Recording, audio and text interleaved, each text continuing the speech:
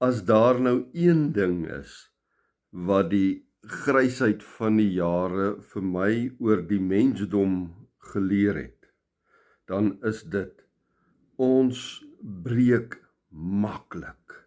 Ons breek baie maklik. Selfs die ouens wat altyd so sterk lyk, glo vir my, onder sekere omstandighede, breek hulle maklik. Ek lees graag weer vir jou 'n dagstukkie uit my boek Soeter as heuning. Ek lees by week 20. Ons breek maklik, die eerste dag se dagstukkie. Die teksvers is 2 Korintiërs 4 vers 7. Ons wat dan hierdie skat in ons het, ons is maar kleipotte wat maklik breek. Kry jy dit reg om altyd en in alle omstandighede sterk te wees? Party mense lyk mos so sterk asof niks hulle ooit in hierdie lewe sal onderkry nie. Volgens die Bybel egter is selfs die sterkstes onder ons baie breekbaar. Vat maar vir ou Samson, die sterkste man van alle tye. Hy verkrummel voor die verleiding van 'n kwaadwillige Filistynse vrou. Job, hy word in die Bybel beskryf as die vroomste man, die vroomste mens van alle tye. En tog het hy ook in stukke gebreek, toe sy kinders in ongelukke sterf, en hy uiteindelik beland op 'n ashoop, waar hy sy swere met 'n potskerf sit en krap. Dawid, hy het in 'n stadium vir Goliat, die reus, verslaan. En tog sê Dawid in Psalm 22 vers 2 hierdie woorde: My God, waarom het U my verlaat? Petrus se naam beteken rots, klipharde rots, maar hy breek toe 'n diensmeisie hom in 'n hoek dryf. Met groot respek, die Here Jesus Christus het self in die tuin van Getsemane gebreek. Toe bid hy dat hierdie bitter beker tog by hom moet verbygaan.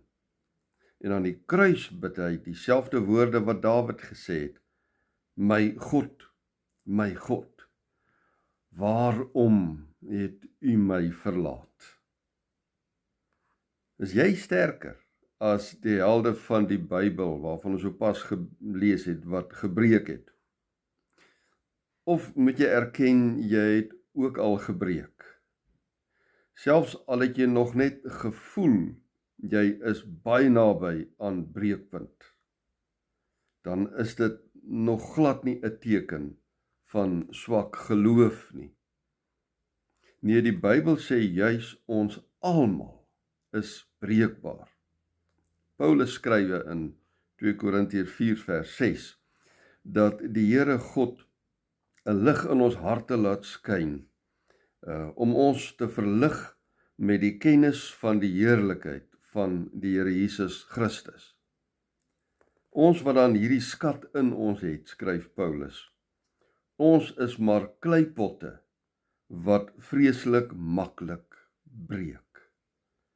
Maar wanneer die kleipot breek, dan kan daardie skat wat binne ons is na buitekant skyn vir almal om te sien.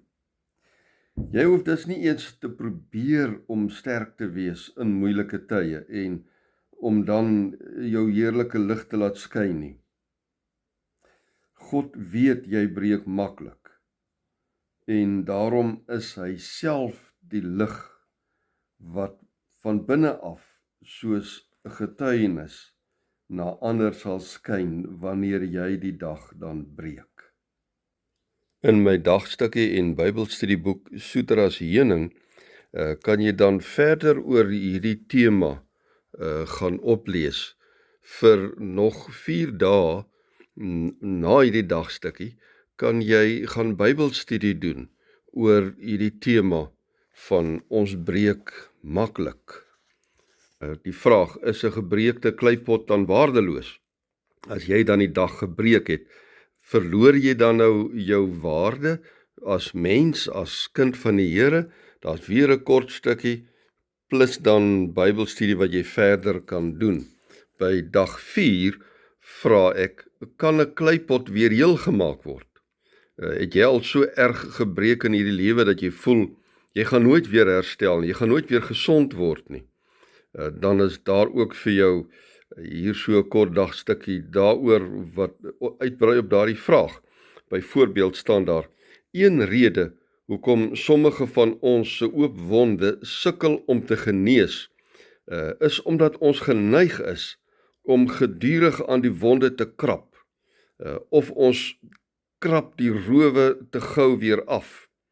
Dit doen ons wanneer ons bly top oor die seer kry, of wanneer ons toelaat dat hierdie seer kry ons lewens kortwiek.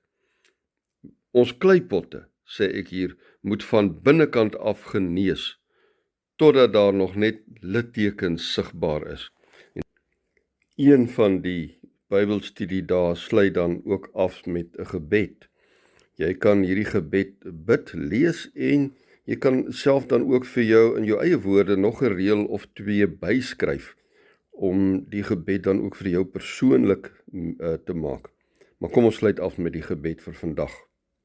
Here my God, ek kom pleit by U vir elkeen wat in hierdie tyd voel hulle is naby aan breekpunt. Elkeen wie se lewe reeds aan skerwe lê, vir hulle bid ek, o God. Kom maak die kleipot weer heel met U liefde. Maak die brokstukke bymekaar en herstel die bouvalle van hulle lewe. Kom hervul hulle met die heerlikheid van die Here Jesus Christus. Amen.